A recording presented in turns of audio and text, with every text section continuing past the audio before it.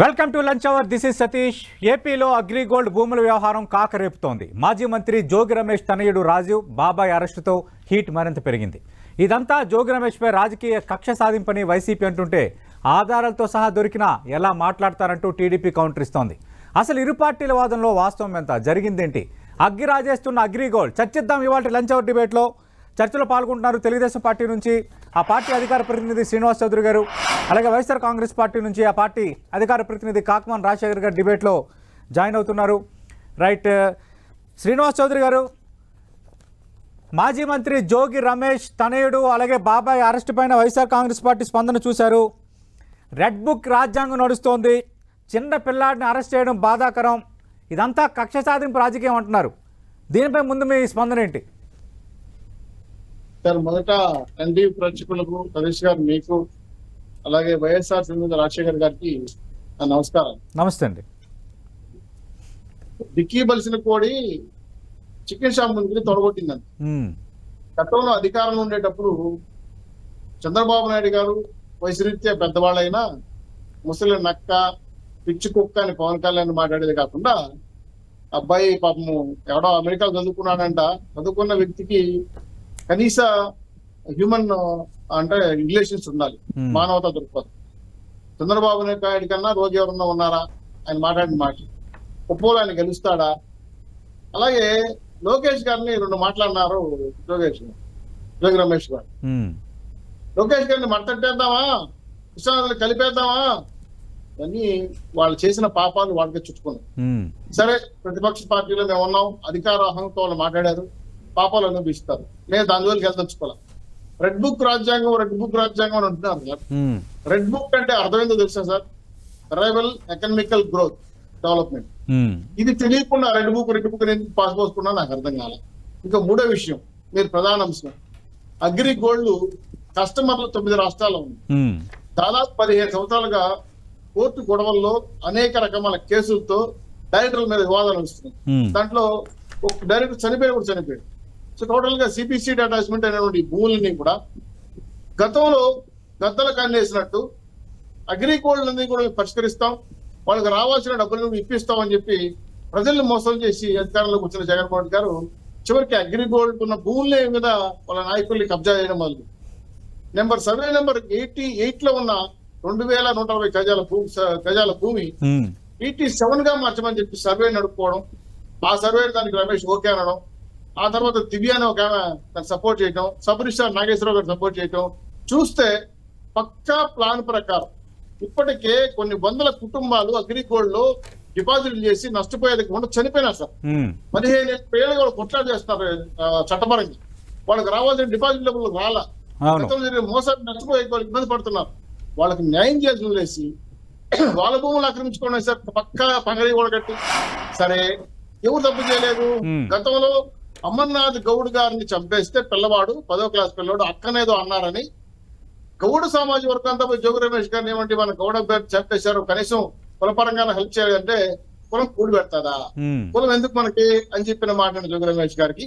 ఈ రోజు కులాల పైన మంత్రాలు తెప్పిస్తున్నా నాకు అర్థం కాలేదు. అంటే నువ్వు అధికారంలో ఉండేటప్పుడు నీ కళ్ళు మిన్ను కనపడలే, ఇప్పుడు నీకెందుకు చాపకి నీళ్ళు వచ్చి నీ కులం గుర్తొచ్చిందా? బీసీ నాయకులు అయితే 188 మంది బీసీ నాయకులు చంపేసినప్పుడు మీరు ఎక్కడున్నారండి? ఏ కులంలో దాక్కున్నారు? ఆ పొద్దు జగన్మోహన్ రెడ్డి గారు చెప్పిన మాట ప్రకారం మీరు వెళ్ళి చంద్రబాబు నాయుడు ఇంటి మీద దాడికి వెళ్ళారే, అప్పుడు ఆ దాడి కాదా? దాన్ని ఏమంటారు? కట్టు కర్రలు తీసుకెళ్ళి అంటే కన్ను మీద కాలేదా? మీ మంత్రి పదవి కోసం చేసిన ప్రయత్నాలే కాదు ఇవన్నీ. సో మమ్మల్ని ఏమన్నా అన్నారు, భరించాం. ప్రజలంటే భరించలేదు సార్, అందుకే ఈ రోజు మిమ్మల్ని ఓడగొట్టి పక్కన కూర్చోబెట్టారు. పైగా ఇప్పుడు అగ్రిగోల్డ్ అప్పలంగా అలా దొబ్బేయాలని ప్లాన్ చేసిన మీరు ఈ రోజు చట్టం ప్రకారం దొరికిపోయారు. సర్వే నెంబర్ మార్చి రిజిస్ట్రేషన్ డబుల్ రిజిస్ట్రేషన్ చేశారు, దాని సర్వేకి లెటర్లు పెట్టారు, ఆధారంగా వచ్చాయి కదా. మీ అబ్బాయి అమెరికా చదువుకోండి, ఎందుకు తీసుకుంటే డెలైట్ లో పనిచేయని ఈ కేసులు ఎందుకు ఇచ్చారు? ఆ అబ్బాయి పేరు మీద భూమిని రిజిస్ట్రేషన్ చేశారు.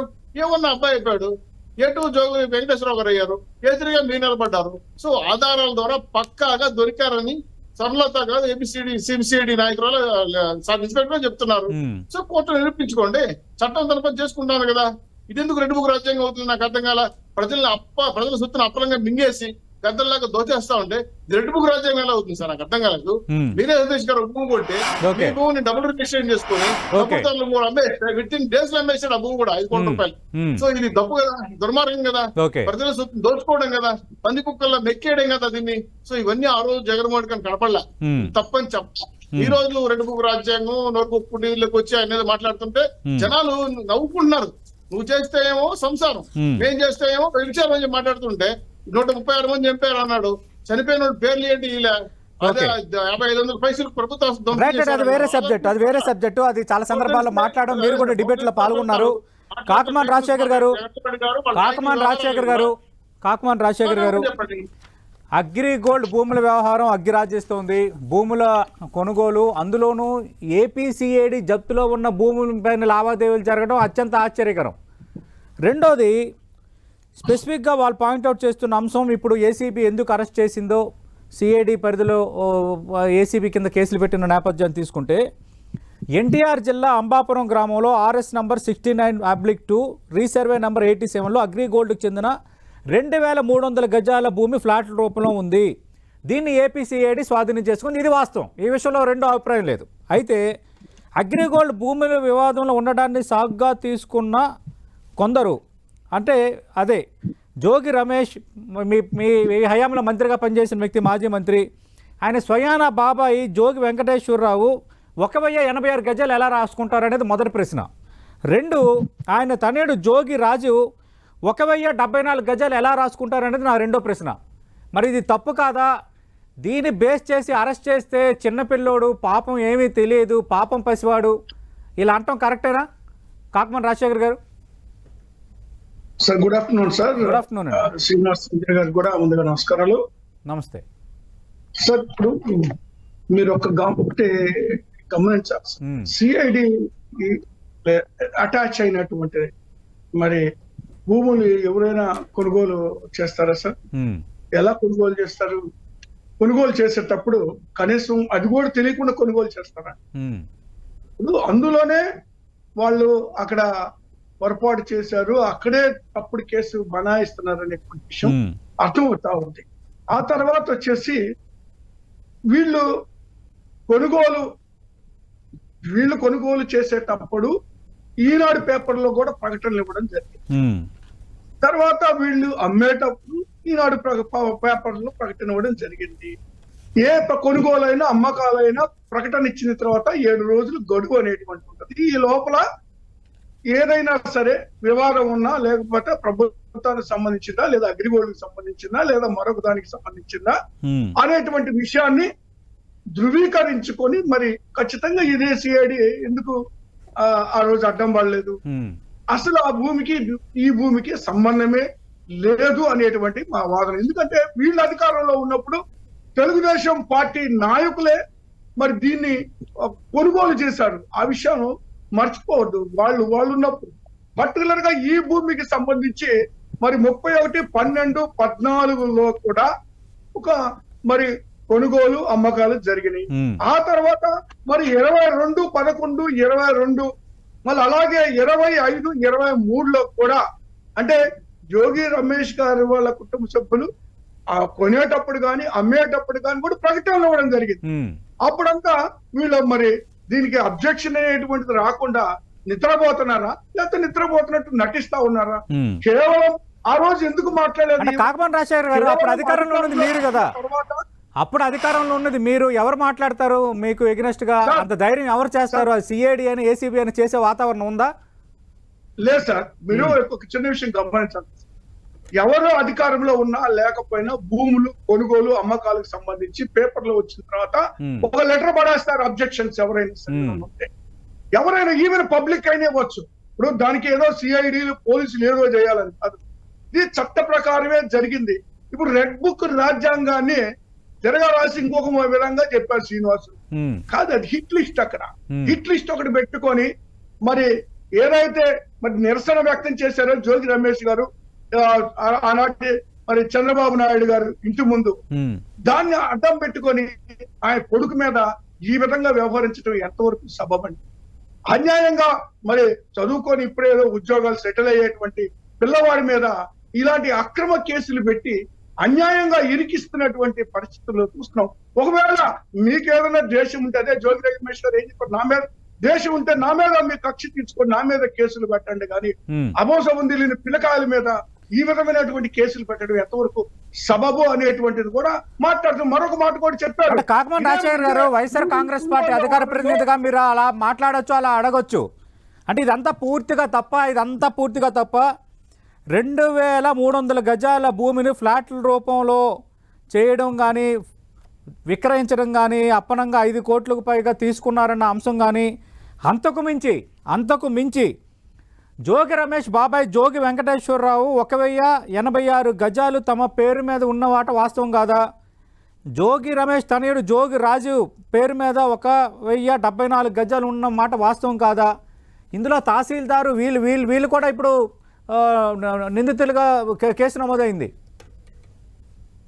సార్ ఇప్పుడు సతీష్ గారు అంటే ఈ వాస్తవాలన్నీ తప్పని అడుగుతున్నాను నేను స్ట్రైట్ గా. ఇవన్నీ తప్పు, ఇవి రాత్రికి పుట్టించేశారు, ఈ డాక్యుమెంట్ల పైన వివరాలు మార్చేశారు అని అంటారా వైఎస్ఆర్ కాంగ్రెస్ పార్టీ నేతలు? చట్ట ప్రకారం పోతాం సార్. సతీష్ గారు ఒక్క నిమిషం సార్ చెప్పండి. చట్ట ప్రకారం పోవడానికి మేము సిద్ధంగా ఉన్నాం. ఇప్పుడు క్రయ విక్రయాలు జరిగినాయి అని మీరు చెప్పారు సార్. క్రయ విక్రయాలు జరగకపోవడం కూడా నేరం ఎలా అవుతుంది? దానికి సంబంధించింది ఆ భూములు అగ్రిగోల్డ్ కు సంబంధించింది అని వీళ్ళు ఆరోపణ చేస్తున్నారు. అది కోర్టులో నిజాన్ని తేల్చుకుంటారు. క్రయ విక్రయాలు చేయడం తప్పు కాదు, ఎవరు తప్పు అనరు. కానీ ఆ భూమికి సరైన టైటిల్ ఉందా, ఆ భూమి ఏంటి, ఆ ల్యాండ్ ఏంటి, ఆ ల్యాండ్ పేపర్స్ ఏంటి, దాని ప్రొఫైల్ ఏంటి, ఇవన్నీ కూడా కీలకం కదా. ఎడకాండు అని మాట్లాడడం జరిగింది. అంతకన్నా ఏం చెప్పాలి చెప్పండి సార్. కొంచెం క్లారిఫై చేస్తాము. ఎక్కడ నుంచి వచ్చింది? శ్రీనివాస్ చౌదరి గారు క్రయ విక్రయాలు చేయడం తప్ప, అనవసరంగా ఈ కేసులో ఇరికించారు. చంద్రబాబు నాయుడు నివాసంపై జోగి రమేష్ దాడికి యత్నించారు కాబట్టి దాన్ని మనసులో పెట్టుకుని జోగి రమేష్ తనయుడు రాజు పాపం పసివాడు, అన్యం పుణ్యం తెలియనివాడు, అమెరికా నుంచి వచ్చాడు, మంచి చదువుకున్నవాడు, ఆయన్ని కావాలని టార్గెట్ చేశారు. ఇది వైఎస్ఆర్ కాంగ్రెస్ పార్టీ ఆరోపణ. సార్ నేను ఒక చిన్న క్లారిఫై చేస్తాను, మీరు చెప్పండి. అంబాపురంలో సర్వే నెంబర్ 87లో 1880 భూములు ఆ రోజు కల్లా సాంబరెడ్డి, కాకర్లపూడి అన్నపూర్ణ, ఎలమర్తి రాజప్రసాద్ గారు, అశోక్ రెడ్డి, రకరకాల ఎక్సెట్రా వాళ్ళ పేరు రిజిస్ట్రేషన్ అయింది. అయితే జయలక్ష్మి పార్ మీద 2 ఎకరాల 80 సెంట్లు రిజిస్టర్ అయింది.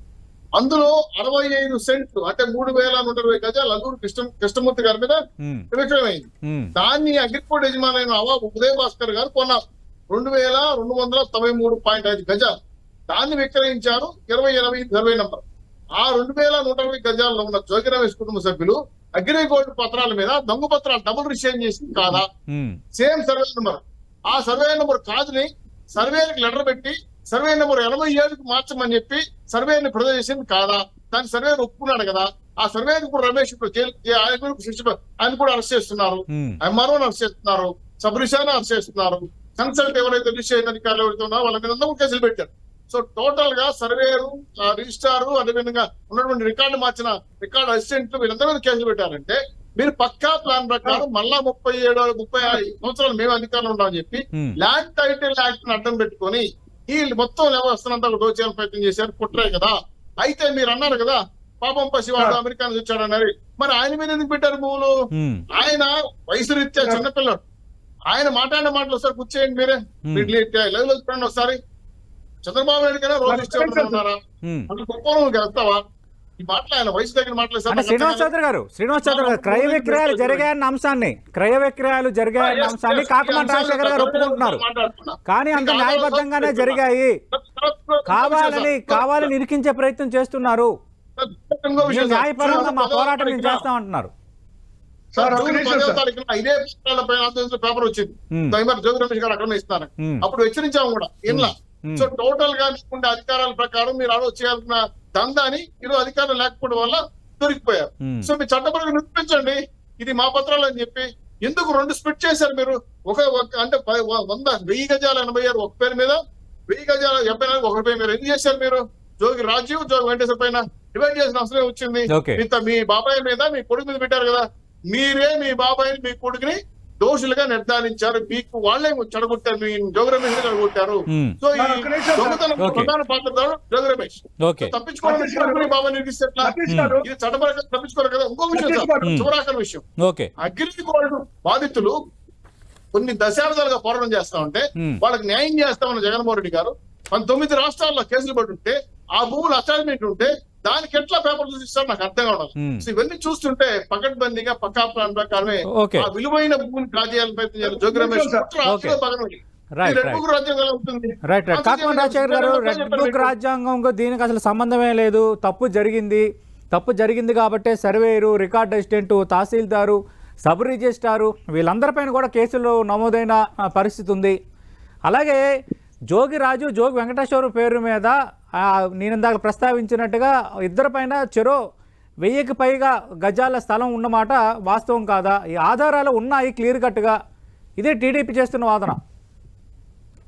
ఇప్పుడు సతీష్ గారు, ఇదే ఇప్పుడు 31/12/2014 వీళ్ళు అధికారంలో ఉన్నప్పుడు ఈనాడు పేపర్లో ప్రకటనలు ఇచ్చి క్రయ విక్రయాలు జరిగినాయి. అప్పటి నుంచి ఇప్పటి వరకు క్రయ విక్రయాలు మరి దీని మీద జరిగినప్పుడు వాళ్ళందరినీ ఎందుకు రాలేదు బయటికి? తెలుగుదేశం పార్టీ నాయకులే ఆ రోజు క్రయ విక్రయాలు ప్రారంభించారు అనుకున్నాం. అప్పుడు క్రయ విక్రయాలు జరిగినవి అన్ని వదిలిపెట్టారు. ఇప్పుడు వరకు ఎంతమంది కొన్నారో ఎంతమంది అమ్మారో మరి అందరూ వాళ్ళ మీద కూడా కేసులు పట్టమనండి, బయటికి మనకు తెలుస్తుంది వాస్తవాలు. దీనికి దానికి సంబంధం లేనటువంటి అంశం సార్. దీనికి సంబంధం ఒక నిమిషం సార్ చౌదరి గారు మాట్లాడడం. ఇప్పుడు అగ్రిగోల్డ్ భూములకు సంబంధించి ఆదుకుంది జగన్మోహన్ రెడ్డి గారు అధికారంలోకి వచ్చిన తర్వాతే. పేదలైనటువంటి వారు 20,000 రూపాయలు చెల్లించినటువంటి వాళ్ళు పైన మొత్తానికి కూడా తిరిగి డబ్బులు చెల్లించడం జరిగింది, వాళ్ళని ఆదుకోవడం జరిగింది. కొంత మేరకు వీళ్ళప్పుడు దోచుకోవడం జరిగింది. వీళ్ళ అధికారంలో ఉన్నప్పుడు జరిగింది ఏంటంటే అగ్రిగోల్డ్ బాధితులకు అన్యాయం జరిగింది అనేటువంటి మాట అందరికీ తెలిసిన విషయమే. మరి ఇప్పటి వరకు జరిగినటువంటి క్రయ విక్రయాలు వాళ్ళందరూ కూడా తీసుకురమ్మని బయటికి వాస్తవాలు వస్తాయి. దీనికి సంబంధం కాకమన్ రాజశేఖర్ గారు అప్పటి నుంచి కాదు డిసెంబర్ 31/12/2014 చెప్పారు. అంటే డిసెంబర్ 31/2014 నుంచి ఇలా జరుగుతున్నాయి. అప్పుడు టీడీపీ హయాంలో ఉంది కదా అని మీరు అంటున్నారు. ఓకే, రెండు ఇది సిఐడి జప్తులో ఉన్నమాట వాస్తవమా కాదా ముందు చెప్పండి.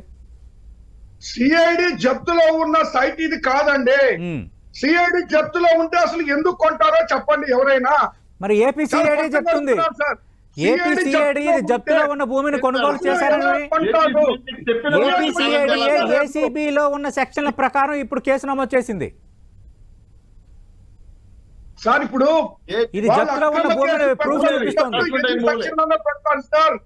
ఎన్ని సెక్షన్లనే పెడతాడు, ఎన్ని రూల్స్ అన్న మారుతాడు. అధికారుల్ని బెదిరించైనా సరే వాళ్ళతోటి రాయించుకుంటారు, వాళ్ళతోటి మరి మా మీద కేసులు మరి ఉన్నారు అని కన్ఫర్మ్ చేపిస్తారు. నా బేసిక్ క్వశ్చన్ ఏంటంటే కాకమన్ రాజశేఖర్ గారు, నా బేసిక్ క్వశ్చన్ ఏంటంటే ఇది సిఐడి జప్తులో ఉంది అని క్లియర్ కట్ గా సిఐడి వివరణ ఇస్తోంది, దానికి సంబంధించిన పత్రాలు చూపిస్తోంది. సిఐడిఏ ఏసీబీలో ఉన్న సెక్షన్ల పరంగా కేసులు నమోదు చేసింది, రాజీవ్ వెంకటేశ్వరరావును అరెస్ట్ చేశారు, అదొక అంశం. మూడోది జోగి రమేష్ ఆయన చిన్నపిల్లోడు కాదు, ఆయన సీనియర్ పొలిటీషియను, మీ క్యాబినెట్ మంత్రిగా పనిచేసిన వ్యక్తి. ఆయనకి సిఐడి జప్తులో ఉన్న ఈ భూమి ఇదని తెలీదా సార్? ఒక్కటి సార్, ఇప్పుడు లీగల్ ప్రొసీజరల్ కోడ్ ప్రకారం ఏదైనా జరిగిందా చెప్పానండి. లీగల్ ప్రొసీజర్ ఏదైనా జరిగితే చెప్పానండి. లీగల్ గా అసలు నోటీస్ ఇచ్చారండి, కనీసం అతను విచారణకి నోటీస్ ఇచ్చారండి. తెల్లవారుజామున వెళ్ళి అరెస్ట్ చేసి తీసుకొచ్చి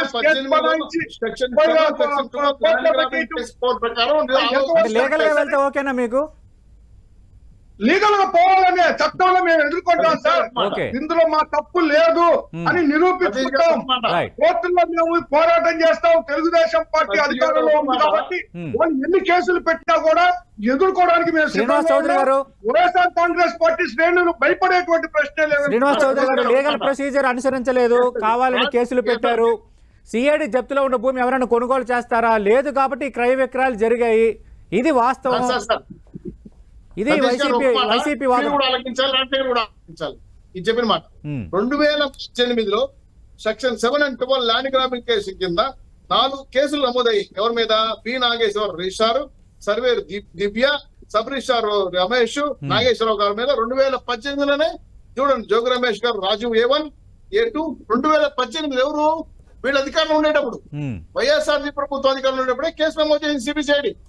ఆ రోజు కేసు అటెండ్ కాకుండా తిరగకుండా చెప్పకుండా పత్రాలు మార్చడానికి ప్రయత్నం చేస్తున్న ప్రయత్నం ఇది. నేను చెప్పిన మాట కాదు, ఇది సెక్షన్ చెప్తున్నా మీకు. మీ ప్రభుత్వం ఉండగానే అగ్రికల్చర్ కేసులు భూములు ఆక్రమించడానికి ప్రయత్నం చేశారు. అప్పుడే సిఐడి ఇది నా భూములు అని చెప్పి కేసు నమోదు చేసి వీళ్ళందరినీ ముద్దాయిలుగా ముద్రించి కేసు నమోదు చేసింది సెక్షన్ 7(4) ప్రకారం. అవి తెలుసుకోకుండా ఇప్పుడు వచ్చిందంటే నాకు అర్థం కాలేదు. 2018లో మీ ప్రభుత్వం ఉండగా జరిగింది, దాన్ని ఇప్పుడు అమలు చేశాం. దానికి సమాధానం చెప్పాల్సింది మీ జోగి రమేష్ గారు, A1 A2 ఉన్నటువంటి రాజీవ్ అండ్ వెంకటేశ్వరరావు గారు. తప్పు చేసింది మీరు, ఉప్పు నిందాల్సింది మీరు. కాబట్టి మేం చేయగలిగింది ఏముంది? 2018లో అగ్రిగోల్డ్ బాధితులు అవసరం నష్టాలు పోతున్నారు కాబట్టి ఆ భూముల ప్లాన్ ప్రకారం సర్వే నెంబర్లు మార్చిన సందర్భం ఏపీసీసీఐడి చెప్పేసింది. ఆ రోజు పొన్నాల ప్రభాకర్ మీ ఏపీబీ గారు వాయిదా చేశారు కేసుని. కావాలండి మీకు సాక్ష్యాలు చూడండి, కావాలండి మీకు సెక్షన్ తో చెప్తా. ఇది 2018 మీ ప్రభుత్వం నమోదైన కేసు, మా ప్రభుత్వం నమోదైన కేసు కాదు. అప్పుడు అధికారులు ఉన్నారు కాబట్టి అరెస్ట్ చేయలేకపోయారు. ఇప్పుడు జరిగింది అధికారం మారింది కాబట్టి అరెస్ట్ చేశారు. మీరు చట్ట ప్రకారం పోండి, నిరూపించుకోండి, కాదని చెప్పండి. లేదు కదా మీ చేతుల అవకాశాలు. దానికి మీరు కులాలు మతాలు అన్ని అంశాల గురించి పెట్టి గతంలో మీరు మాట్లాడి వదిలేసి కాలికి ఈరోజు న్యాయం చట్టం గురించి మాట్లాడడం తప్పు కదా సార్. దెయ్యాలు వేదాలు వల్లించినట్టే కదా. సో చట్టం నుంచి ఎవరు తప్పించుకోలేదు సార్.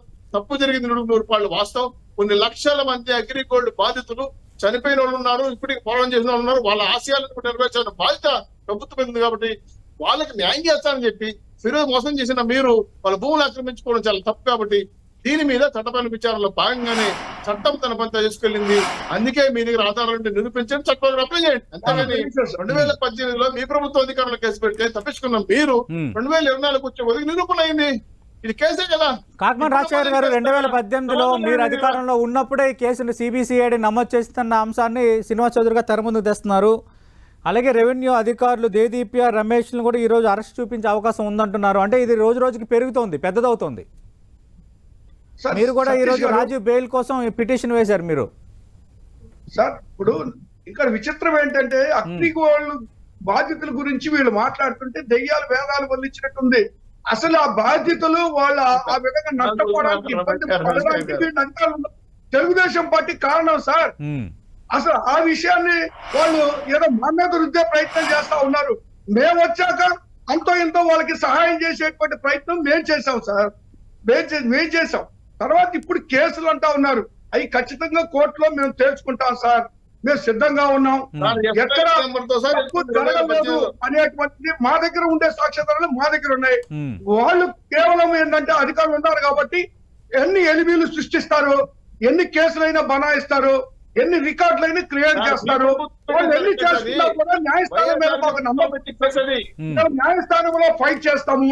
కాబట్టి ఇవే కాదు, వాళ్ళు ఎన్ని కేసులు పెట్టినా కూడా వైఎస్ఆర్ కాంగ్రెస్ పార్టీ శ్రేణులు భయపడేటువంటి ప్రశ్నే లేదు. వాటన్నిటిని కూడా ఎదుర్కోవడానికి కూడా మేము సిద్ధంగా ఉన్నామండి. ఓకే, చాలా సంతోషం. మన రఘురామ గారు ఎమ్మెల్సీ వాళ్ళు ఇచ్చిన హామీలను నెరవేర్చకుండా వాళ్ళ హామీలు నెరవేర్చే విషయాన్ని మర్చిపోయి కేసులు పెట్టడం, తప్పుడు కేసులు పెట్టడం, అక్రమంగా మద్దలు చేయడం, మరి ఈ విధంగా కార్యక్రమాలు ఇచ్చిన హామీలను చెప్పండి మీరే. చట్ట ప్రకారం మేము తెలుసుకుంటాము. ఈ విషయాన్ని మేము కూడా వదిలిపెట్టే ప్రశ్న లేదు. లీగల్ గా ఎంతవరకు థ్యాంక్ యూ కాకమన్ రాజశేఖర్ గారు, థ్యాంక్ యూ శ్రీనివాస్ చౌదరి గారు. మనం చూస్తున్నాం ఆంధ్రప్రదేశ్ లో అగ్రిగోల్డ్ వ్యవహారం అగ్గిరాజేస్తోంది.